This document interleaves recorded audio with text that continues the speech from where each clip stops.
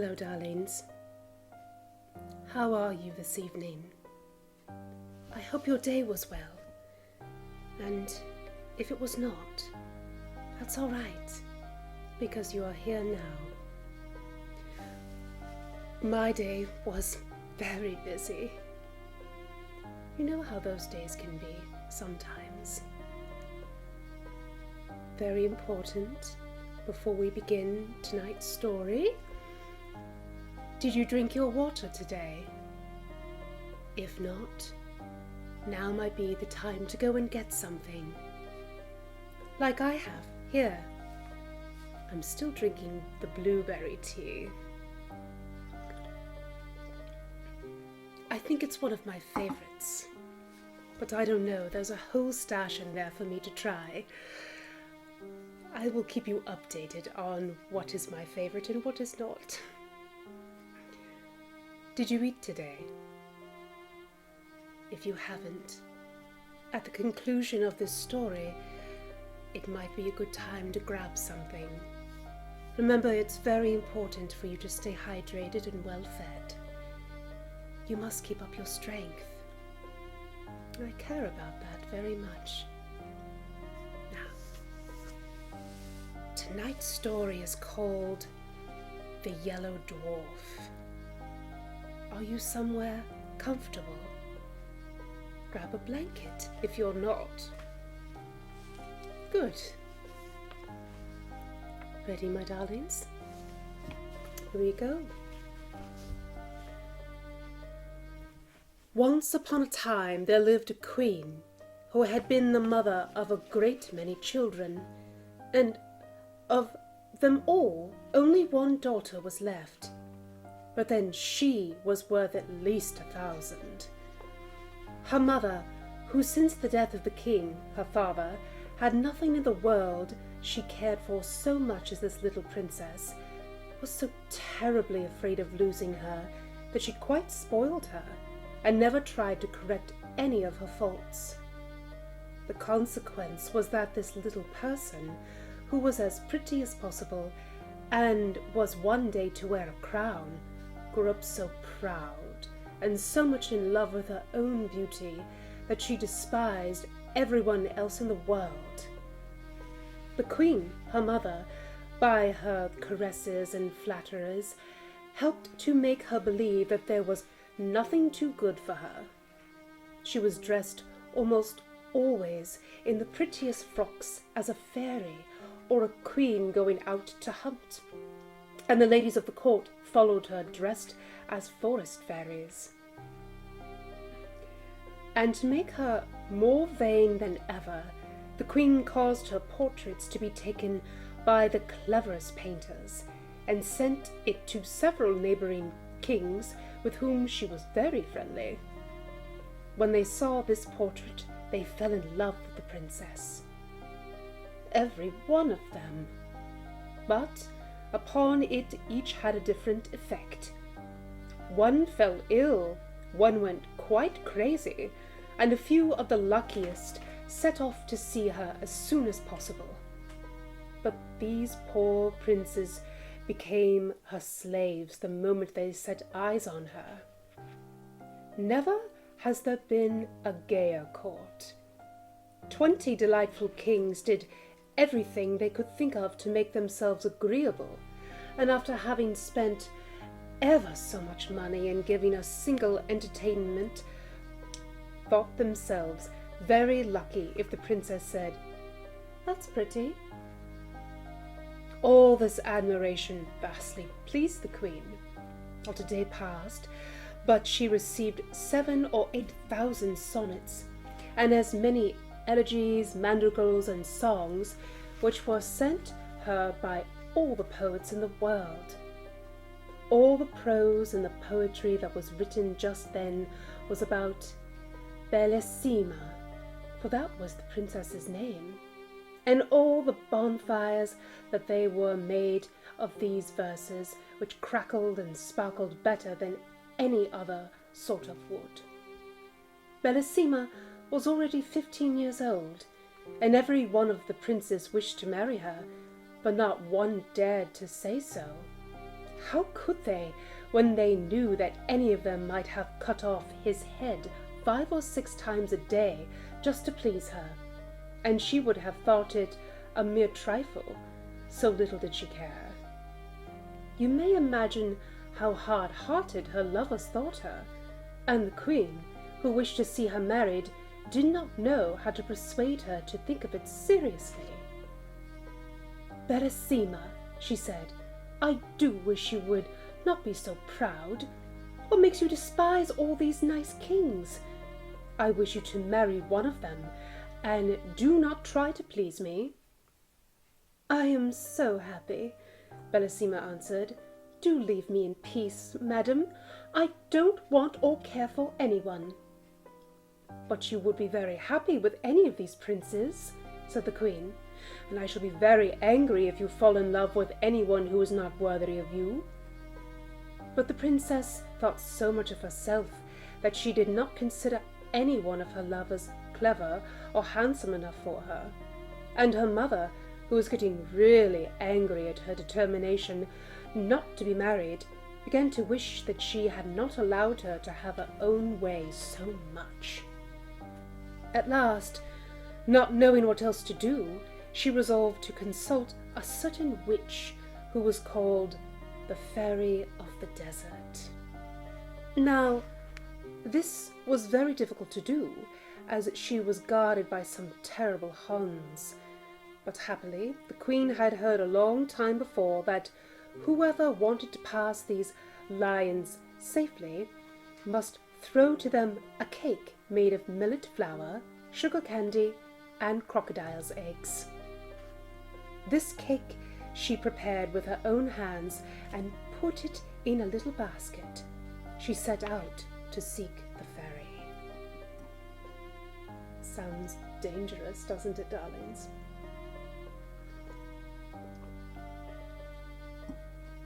But as she was not used to walking far, she soon felt very tired and sat down at the foot of a tree to rest, and presently fell fast asleep.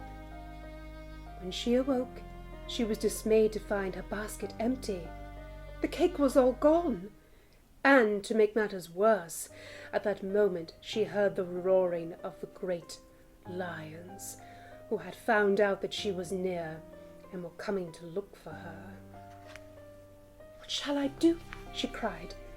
"I shall be eaten up." And being too much frightened to run a single step, she began to cry and leant against the tree under which she had been asleep.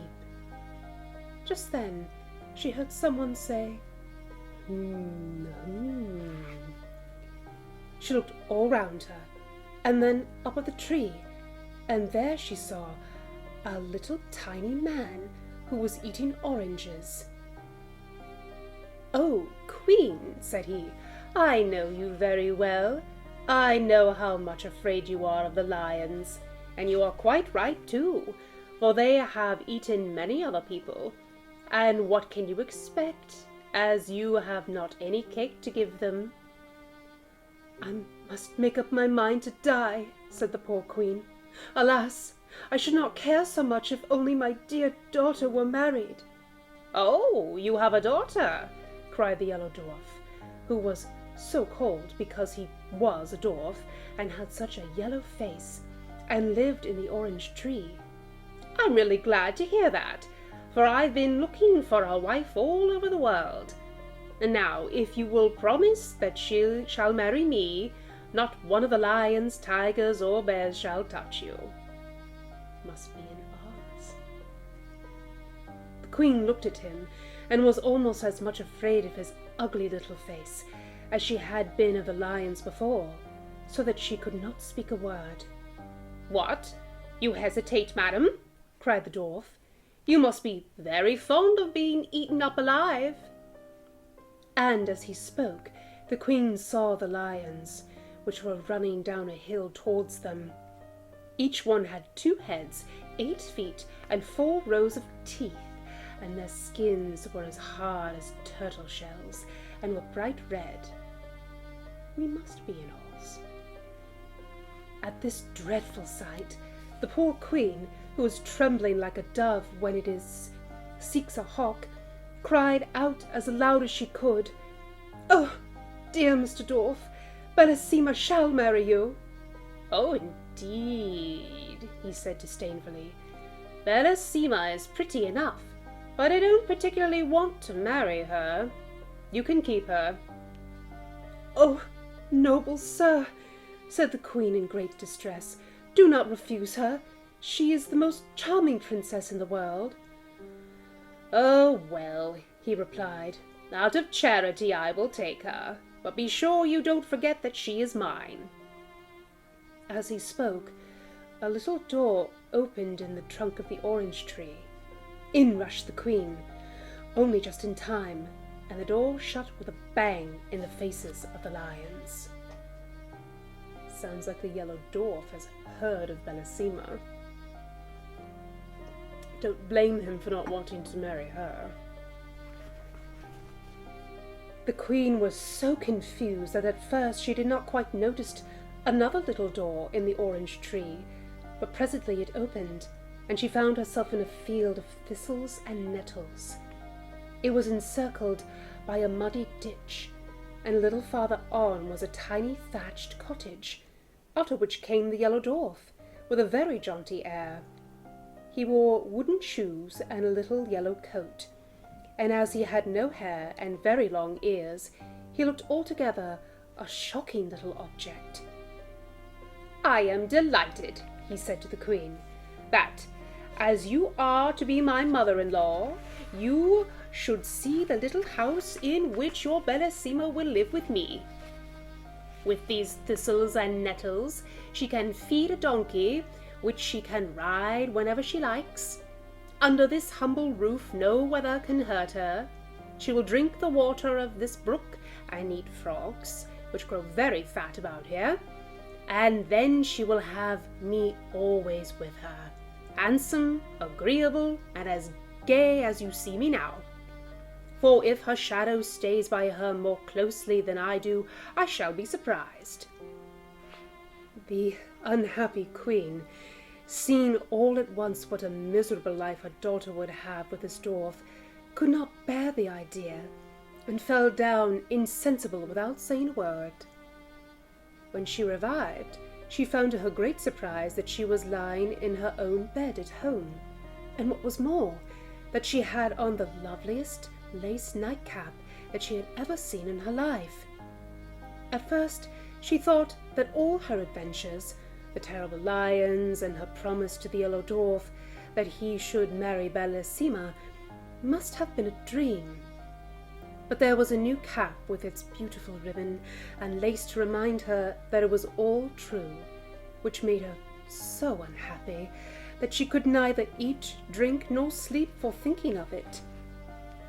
The princess, who, in spite of her wilfulness, really loved her mother with all her heart, and was very much grieved when she saw her looking so sad, and often asked her what was the matter. But the queen, who didn't want her to find out the truth, only said that she was ill, or that one of her neighbors was threatening to make war against her. Bellissima knew quite well that something was being hidden from her, and that neither of these was the real reason of the queen's uneasiness. So she made up her mind that she would go and consult the fairy of the desert about it, especially as she had often heard how wise she was, and she thought that at the same time she might ask her advice as to whether it was well to be married or not. So, with great care, she made some of the proper cake to pacify the lions, and one night went up to her room very early, pretending that she was going to bed. But instead of that, she wrapped herself up in a long white veil, and went down a secret staircase, and set off all by herself to find the witch. You're going to meet your husband soon enough, my dear, I think. But when she got as far as the same fatal orange tree, and saw it covered with flowers and fruits, She stopped and began to gather some of the oranges, and then, putting down her basket, she sat down to eat them. But when it was time to go on again, the basket had disappeared, and, though she looked everywhere, not a trace of it could she find. The more she hunted for it, the more frightened she got, and at last she began to cry. Then, all at once, she saw before her the Yellow Dwarf. "What's the matter with you, my pretty one?" said he. "What are you crying about?" "Alas," she answered, "no wonder that I am crying, seeing that I have lost the basket of cake that was to help me to get safely to the cave of the fairy of the desert." "And what do you want with her, pretty one?" said the little monster. "For I am a friend of hers, and, for the matter of that, I am quite as clever as she is."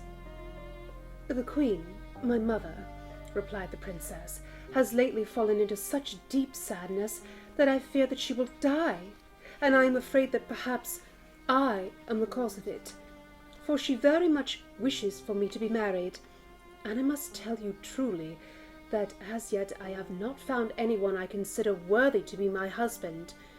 So for all these reasons I wish to talk to the fairy." "Do not give yourself any further trouble, princess," answered the dwarf.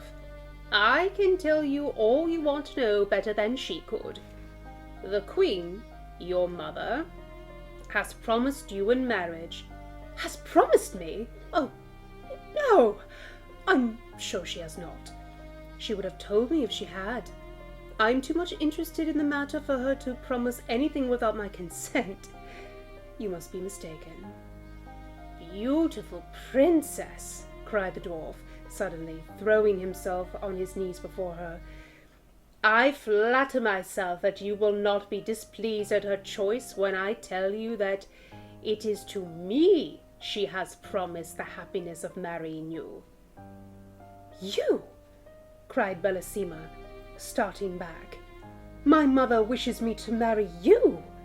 How can you be so silly as to think of such a thing?" "Oh, it isn't that I care much to have that honor," cried the dwarf angrily, "but here are the lions coming. They'll eat you up in 3 mouthfuls, and there will be an end of you and your pride." And indeed, at that moment, the poor princess heard their dreadful howls coming nearer and nearer. "What shall I do?" she cried. "Must all my happy days come to an end like this?" The malicious dwarf looked at her and began to laugh spitefully. "At least," he said, "you have the satisfaction of dying unmarried. A lovely princess like you must surely prefer to die rather than be the wife of a poor little dwarf like myself." "Oh, don't be angry with me," cried the princess, clasping her hands. "I'd rather marry all the dwarfs in the world than die in this horrible way." "Look at me well, princess, before you give me your word," said he. "I don't want you to promise me in a hurry."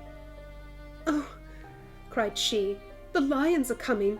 I have looked at you enough. I am so frightened. Save me this minute, or I shall die of terror." Indeed, as she spoke, she fell down insensible, and when she recovered, she found herself in her own little bed at home. How she got there, she could not tell, but she was dressed in the most beautiful lace and ribbons, and on her finger was a little ring made of a single red hair, which fitted so tightly that, try as she might, she could not get it off. Fairy rings. More than just mushrooms, darling. When the princess saw all these things and remembered what had happened, she too fell into the deepest sadness, which surprised and alarmed the whole court, and the queen more than anyone else. 100 times she asked Bellissima if anything was the matter with her, but she always said that there was nothing. At last the chief men of the kingdom, anxious to see their princess married, sent to the queen to beg her to choose a husband for her as soon as possible. She replied that nothing would please her better, but that her daughter seemed so unwilling to marry, and she recommended them to go and talk to the princess about it themselves. So this they did at once. Now, Bellissima was much less proud since her adventure with the Yellow Dwarf, and she could not think of a better way of getting rid of the little monster than to marry some powerful king. Therefore, she replied to their request much more favourably than they had hoped, saying that though she was very happy as she was still to please them, she would consent to marry the king of the gold mines. Now, he was a very handsome and powerful prince who had been in love with the princess for years, but had not thought that she would ever care about him at all. You can easily imagine how delighted he was when he heard the news, and how angry it made all the other kings to lose forever the hope of marrying the princess. But after all, Bellissima could not have married 20 kings. Indeed, she had found it quite difficult enough to choose one, for her vanity made her believe that there was nobody in the world who was worthy of her. Preparations were begun at once for the grandest wedding that had ever been held at the palace. The king of the gold mines set such immense sums of money that the whole sea was covered with the ships that brought it. Messengers were sent to all the gayest and most refined courts, particularly to the court of France, to seek out everything rare and precious to adorn the princess, although her beauty was so perfect that nothing she wore could make her look prettier. At least that is what the king of the gold mines thought, and he was never happy unless he was with her. As for the princess, the more she saw of the king, the more she liked him. He was so generous, so handsome and clever, that at last she was almost as much in love with him as he was with her. How happy they were as they wandered about in the beautiful gardens together, sometimes listening to sweet music, and the king used to write songs for Bellissima. This is the one that she liked very much. In the forest all is gay, when my princess walks that way. All the blossoms there are found, downward fluttering to the ground, hoping she may tread on them, and bright flowers on slender stem gaze up at her as she passes, brushing lightly through the grasses. Oh, my princess, birds above, echo back our songs of love, as though this enchanted land blithe we wander, hand in hand. They really were as happy as the day was long. All the king's unsuccessful rivals had gone home in despair. They said goodbye to the princess so sadly that she could not help being sorry for them. "Ah, madam," the king of the gold mines said to her, "how is this? Why do you waste your pity on these princes who love you so much that all their trouble would be well repaid by a single smile from you?" "I should be sorry," answered Bellissima, "if you had not noticed how much I pitied these princes who were leaving me forever. But for you, sire, it is very different. You have every reason to be pleased with me, but they are going sorrowfully away, so you must not grudge them my compassion." The king of the gold mines was quite overcome by the princess's good-natured way of thinking, his interference, and throwing himself at her feet, he kissed her hand 1,000 times and begged her to forgive him. My.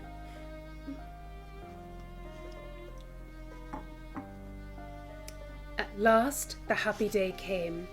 Everything was ready for Bellissima's wedding.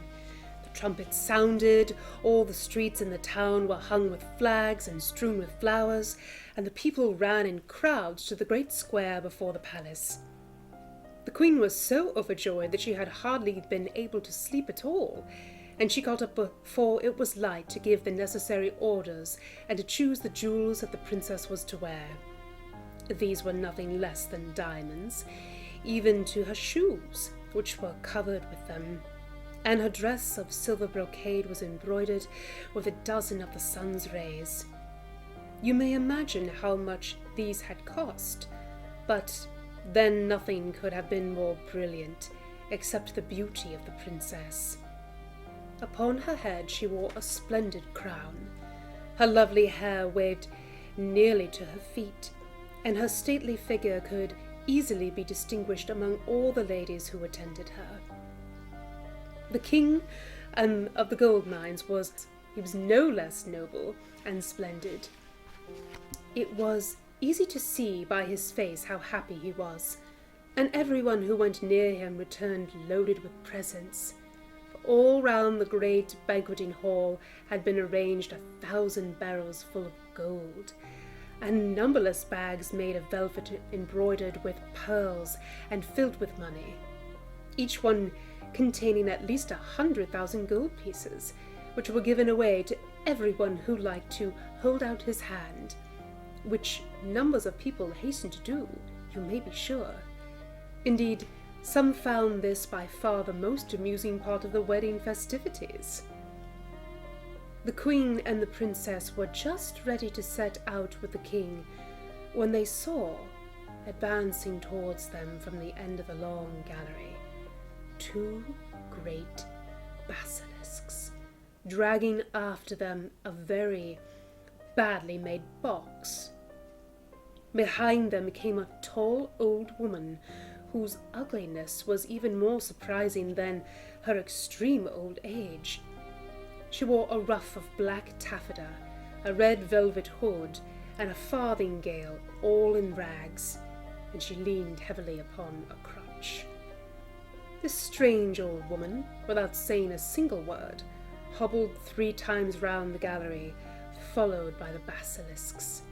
Then, stopping in the middle, and brandishing her crutch threateningly, she cried, "Ho, ho, queen! Ho, ho, princess! Do you think you are going to break with impunity the promise that you made to my friend the Yellow Dwarf? I am the fairy of the desert. Without the Yellow Dwarf and his orange tree, my great lions would soon have eaten you up, I can tell you, and in fairyland we do not suffer ourselves to be insulted like this. Make up your minds at once what you will do, for I vow that you shall marry the Yellow Dwarf. If you don't, may I burn my crutch." "Oh, princess," said the queen, weeping, "what is this that I hear? What have you promised?" "Ah, my mother," replied Bellissima sadly, "what do you promise yourself?" The king of the gold mines, indignant at being kept from his happiness by this wicked old woman, went up to her and threatened her with his sword, saying, "Get her out of my country at once, and forever, miserable creature, lest I take your life, and so rid myself of your malice." He had hardly spoken these words when the lid of the box fell back to the floor with a terrible noise, and to their horror out sprang the Yellow Dwarf, mounted upon a great Spanish cat. "Rash youth!" he cried, rushing between the fairy in the desert and the king. "Dare to lay a finger upon this illustrious fairy! Your quarrel was with me only. I am your enemy and your rival. This faithless princess would have married you as promised to me. See if she has not upon her finger a ring made out of one of my hairs. Just try to take it off, and you will soon find out that I am more powerful than you are." "Wretched little monster," said the king, "do you dare to call yourself the princess's lover, and to lay claim to such a treasure? Do you know that you are a dwarf? that you are so ugly that one cannot bear to look at you, and that I should have killed you myself long before this if you had been worthy of such a glorious death." The Yellow Dwarf, deeply enraged at these words, set spurs at his cat, which yelled horribly and leapt hither and thither, terrifying everybody except the brave king, who pursued the dwarf closely, till he, drawing a great knife with which he was armed, challenged the king to meet him in single combat, and rushed down into the courtyard of the palace with a terrible clatter. The king, quite provoked, followed him hastily, but they had hardly taken their places facing one another, and the whole court had only just had time to rush out upon the balconies to watch what was going on, when suddenly the sun became as red as blood, and it was so dark that they could scarcely see at all. The thunder crashed, and the lightning seemed as if it must burn up everything. The two basilisks appeared, one on each side of the bad dwarf, like giants, mountains high, and fire flew from their mouths and ears until they looked like flaming furnaces. None of these things could terrify the noble young king, and the boldness of his looks and actions reassured those who were looking on, and perhaps even embarrassed the Yellow Dwarf himself. But even his courage gave way when he saw what was happening to his beloved princess. For the Fairy of the Desert, looking more terrible than before, mounted upon a winged griffin, and with long snakes coiled round her neck, had given her such a blow with the lance she carried that Bellissima fell into the queen's arms, bleeding and senseless. Her fond mother, feeling as much hurt by the blow as the princess herself, uttered such piercing cries and lamentations that the king, hearing them, entirely lost his courage and presence of mind. Giving up the combat, he flew towards the princess to rescue or to die with her, but the Yellow Dwarf was too quick for him. Leaping with his Spanish cat upon the balcony, he snatched Bellissima from the queen's arms, and before any of the ladies of the court could stop him, he had sprung upon the roof of the palace and disappeared with his prize.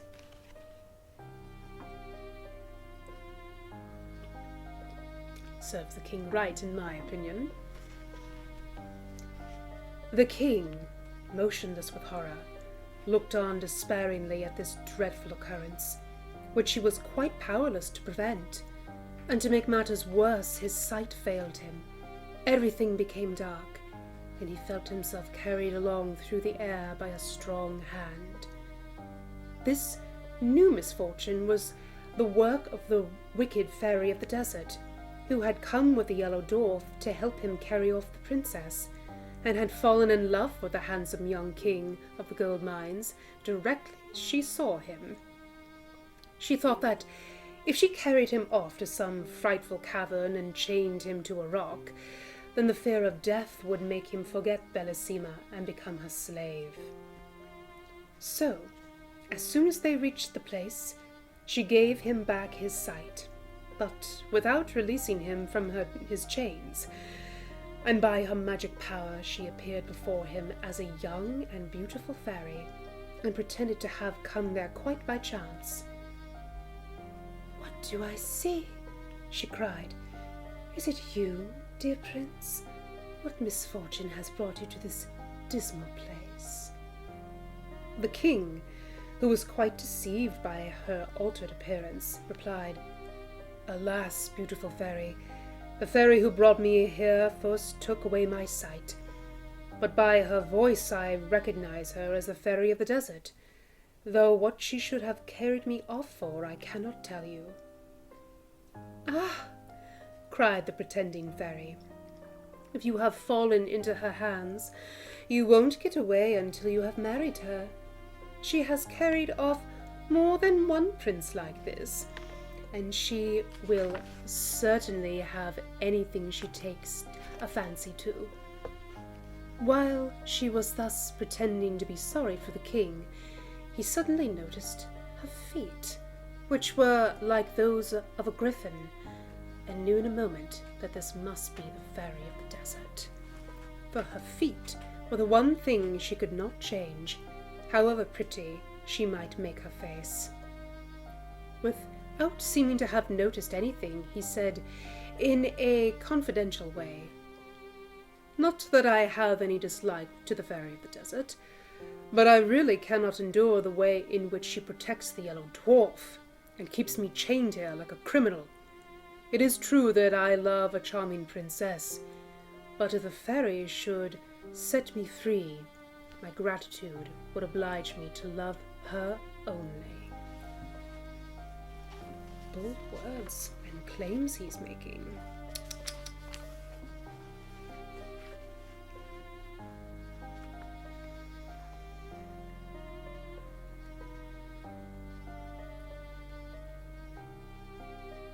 "Do you really mean what you say, Prince?" said the fairy, quite deceived. "Surely," replied the prince. "How could I deceive you? You see, it is so much more flattering to my vanity to be loved by a fairy than by a simple princess. But even if I am dying of love for her, I shall pretend to hate her until I am set free." The Fairy of the Desert, quite taken in by these words, resolved at once to transport the prince to a pleasanter place. So, making him mount her chariot, to which she had harnessed swans instead of the bats which generally drew it, away she flew with him. But imagine the distress of the prince when, from the giddy height at which they were rushing through the air, he saw his beloved princess in a castle built of polished steel, the walls of which reflected the sun's rays so hotly that no one could approach it without being burnt to a cinder. Bellissima was sitting in a little thicket by a brook, leaning her head upon her hand and weeping bitterly. But just as they passed, she looked up and saw the king and the Fairy of the Desert. Now, the fairy was so clever that she could not only seem beautiful to the king, but even the poor princess thought her the most lovely being she had ever seen. "What?" she cried. "Was I not unhappy enough in this lonely castle to which this frightful yellow dwarf brought me? Must I also be made to know that the king of the gold mines ceased to love me as soon as he lost sight of me? But who can my rival be? Whose fatal beauty is greater than mine?" While she was saying this, the king, who really loved her as much as ever, was feeling terribly sad at being so repeatedly torn away from his beloved princess.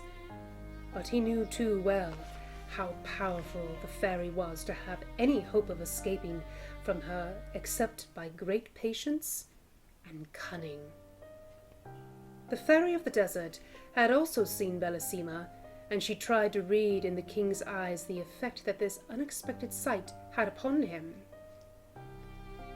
"No one can tell you what you wish to know better than I can," said he. "This chance meeting with an unhappy princess with whom I once had a passing fancy, before I was lucky enough to meet you, has affected me a little, I admit, but you are so much more to me than she is, that I would rather die than leave you." "Ah, Prince," said she, "can I believe that you really love me so much?" "Time will show, madam," replied the king. "But if you wish to convince me that you have some regard to me, do not, I beg of you, refuse to aid Bellissima." "Do you know what you are asking?" said the Fairy of the Desert, frowning and looking at him suspiciously. "Do you want me to employ my art against the Yellow Dwarf, who is my best friend, and take away from him a proud princess whom I can but look upon as my rival?" The king sighed, but made no answer. Indeed, what was there to be said to such a clear-sighted person? At last they reached a vast meadow, gay with all sorts of flowers. A deep river surrounded it, and many little brooks murmured softly under the shady trees, where it was always cool and fresh. A little way off stood a splendid palace, the walls of which were transparent emeralds. We are in Oz. As soon as the swans which drew the fairy's chariot had alighted under a porch, which was paved with diamonds and had arches of rubies, they were greeted on all sides by thousands of beautiful beings, who came to meet them joyfully, singing these words: "When love within a heart would reign, unless to strive against him 'tis, the proud but feel a sharper pain, and make a greater triumph his." The Fairy of the Desert was delighted to hear them sing of her triumphs. She led the king into the most splendid room that can be imagined, and left him alone for a little while, just that he might not feel that he was a prisoner, but he felt sure that she had not really gone quite away, but was watching him from some hiding place. So, walking up to a great mirror, he said to it, "Trusty counsellor, let me see what I can do to make myself agreeable to the charming Fairy of the Desert, for I can think of nothing but how to please her." And he at once set to work to curl his hair, and seeing upon a table a grander coat than his own, he put it on carefully. The fairy came back so delighted that she could not conceal her joy. "I am quite aware of the trouble you have taken to please me," said she, "and I must tell you that you have succeeded perfectly already. You see, it is not difficult to do if you really care for me." The king, who had his own reasons for wishing to keep the old fairy in a good humour, did not spare pretty speeches, and after a time he was allowed to walk by himself upon the seashore.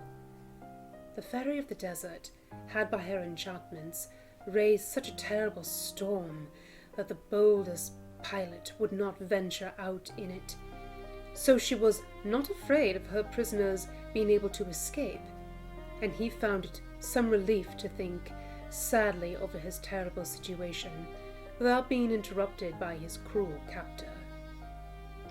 Presently, after walking wildly up and down, he wrote these verses upon the sand with a stick: "At last may I upon this shore lighten my sorrow with soft tears.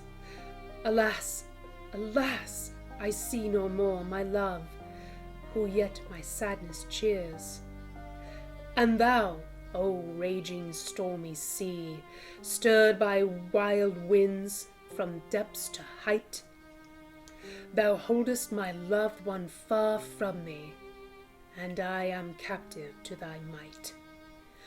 My heart is still more wild than thine, for fate is cruel unto me. Why must I thus in exile pine? Why in my princess snatched from me? Oh, lovely nymphs from ocean waves, who know how sweet true love may be, come up and calm the furious waves and set a desperate lover free." While he was still writing, he heard a voice which attracted his attention in spite of himself. Seeing that the waves were rolling in higher than ever, he looked all round him, and presently saw a lovely lady floating gently towards him upon the crest of a huge billow. Her long hair spread all about her. In one hand she held a mirror, and in the other a comb, and instead of feet she had a beautiful tail like a fish, with which she swam. The king was struck dumb with astonishment at this unexpected sight, but as soon as she came within speaking distance, she said to him, "I know how sad you are at losing your princess and being kept a prisoner by the Fairy of the Desert. If you like, I will help you escape from this fatal place, where you may otherwise have to drag on a weary existence for 30 years or more." The King of the Gold Mines hardly knew what answer to make to this proposal, not because he did not wish very much to escape, but he was afraid that this might be only another device by which the Fairy of the Desert was trying to deceive him. As he hesitated, the mermaid, who guessed his thoughts, said to him, "You may trust me. I am not trying to entrap you.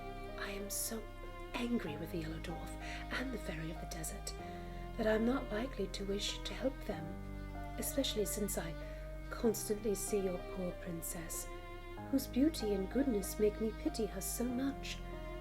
And I tell you that if you will have confidence in me, I will help you to escape." "I trust you absolutely," cried the king, "and I will do whatever you tell me.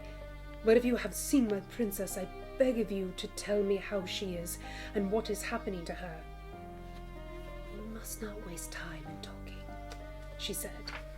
"Come with me, and I will carry you to the castle of steel, and we will leave upon this shore a figure so like you that even the fairy herself will be deceived by it." So saying, she quickly collected a bundle of seaweed, and blowing it 3 times, she said, "My friendly seaweeds, I order you to stay here, stretched upon the sand, until the Fairy of the Desert comes to take you away. And at once the seaweeds became like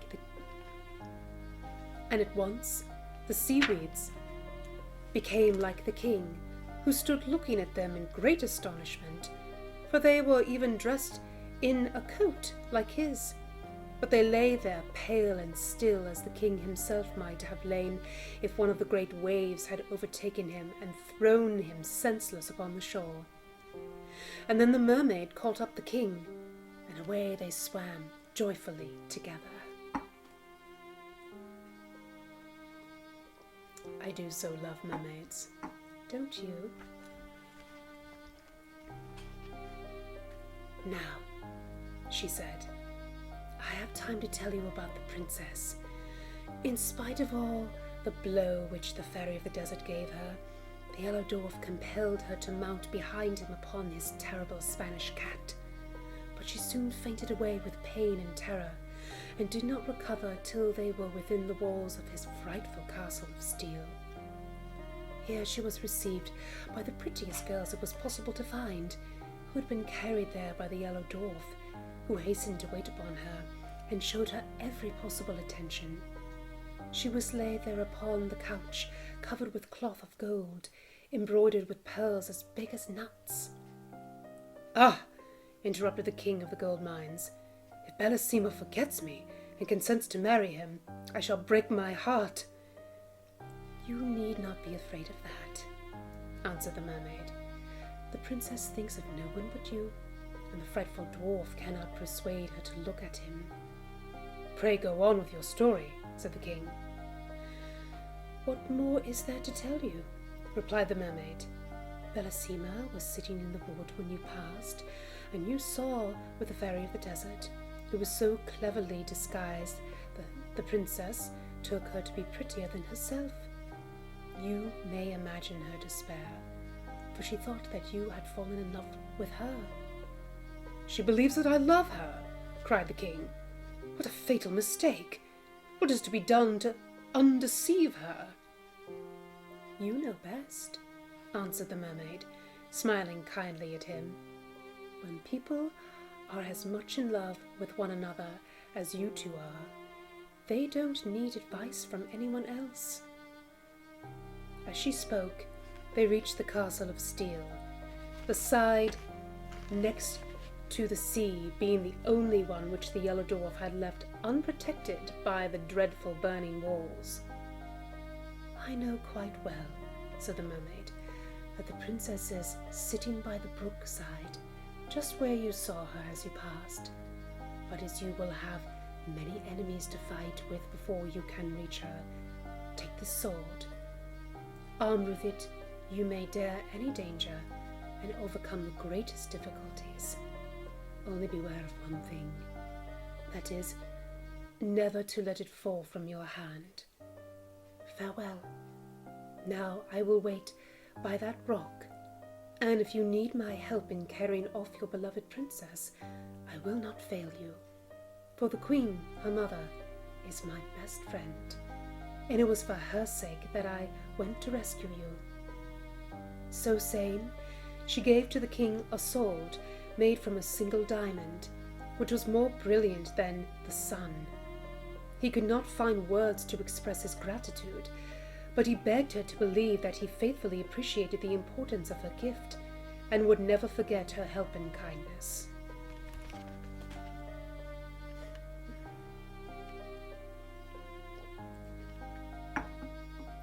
We must now go back to the Fairy of the Desert. When she found that the king did not return, she hastened out to look for him and reached the shore, with 100 of the ladies of her train, loaded with splendid presents for him. Some carried baskets full of diamonds, others golden cups of wonderful workmanship, and amber, coral, and pearls. Others, again, balanced upon their heads, bales of the richest and most beautiful stuffs, while the rest brought fruits and flowers and even birds. But what was the horror of the fairy who followed this gay troop when she saw, stretched upon the sands, the image of the king, which the mermaid had made with the seaweeds. Struck with astonishment and sorrow, she uttered a terrible cry and threw herself down beside the pretended king, weeping and howling and calling upon her 11 sisters, who were also fairies, and who came to her assistance. But they were all taken in by the image of the king, for, clever as they were, the mermaid was still cleverer, and all they could do was to help the Fairy of the Desert to make a wonderful monument over which they thought was the grave of the king of the gold mines. But while they were collecting jasper and porphyry, agate and marble, gold and bronze statues and devices to immortalize the king's memory, he was thanking the good mermaid and begging her still to help him, which she graciously promised to do as she disappeared. And then he set out for the castle of steel. He walked fast, looking anxiously round him, and longing once more to see his darling Bellissima. But he had not gone far before he was surrounded by 4 terrible sphinxes, who would very soon have torn him to pieces with their sharp talons, if it had not been for the mermaid's diamond sword. For no sooner had he flashed it before their eyes than down they fell at his feet, quite helpless, and he killed them with one blow. But he had hardly turned to continue his search when he met 6 dragons, covered with scales that were harder than iron. Frightful at this encounter was the king's courage was unshaken, and by the aid of his wonderful sword he cut them in pieces one after the other. Now he hoped his difficulties were over, but at the next turning he was met by one which he did not know how to overcome. 24 pretty and graceful nymphs advanced towards him, holding garlands of flowers, which with they barred the way. "Where are you going, Prince?" they said. "It is our duty to guard this place, and if we let you pass, great misfortune will happen to you and to us. We beg you not to insist upon going on. Do you want to kill 24 girls who have never displeased you in any way?" The king did not know what to do or say. It went against all his ideas as a knight to do anything a lady begged him not to do. But as he hesitated, a voice in his ear said, "Strike, strike, and do not spare, or your princess is lost forever." So, without replying to the nymphs, he rushed forward instantly, breaking their garlands and scattering them in all directions, and they went on without further hindrance to the little wood where he had seen Bellissima. She was seated by the brook, looking pale and weary when he reached her, and he would have thrown himself down at her feet, but she drew herself away from him as with much indignation as he had been the Yellow Dwarf. "Ah, Princess," he cried, "do not be angry with me. Let me explain everything. I'm not faithless or to blame for what has happened. I am a miserable wretch who has displeased you without being able to help himself." "Ah!" cried Bellissima, "did I not see you flying through the air with the loveliest being imaginable? Was that against your will?" "Indeed it was, Princess," he answered. "The wicked fairy of the desert, not content with chaining me to a rock, carried me off in her chariot to another end of the earth, where I should even now be a captive, but for the unexpected help of a friendly mermaid, who brought me here to rescue you, my princess, from the unworthy hands that hold you. Do not refuse the aid of your most faithful lover." So saying, he threw himself at her feet and held her by her robe. But alas, in doing so, he let fall the magic sword, and the Yellow Dwarf, who was crouching behind a lattice, no sooner saw it than he sprang out and seized it, well knowing its wonderful power.